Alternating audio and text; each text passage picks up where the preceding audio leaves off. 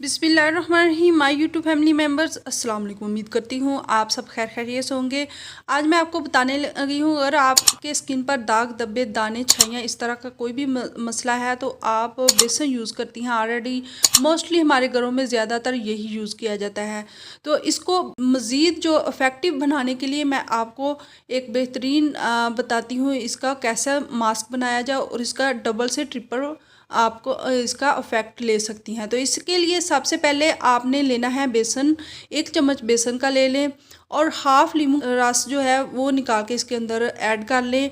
और इसके बाद आपने कच्चा दूध रॉ मिल्क जो है वो इसके अंदर ऐड करके तो इसका पेस्ट बना लेना है।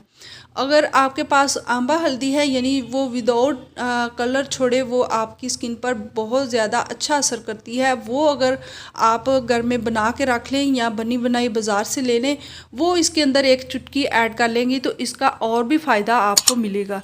तो सिंपल से आपने बस यही 3-4 चीज़ें मिक्स करनी है और इसको रोज़ाना अपने चेहरे पे अप्लाई कर लें।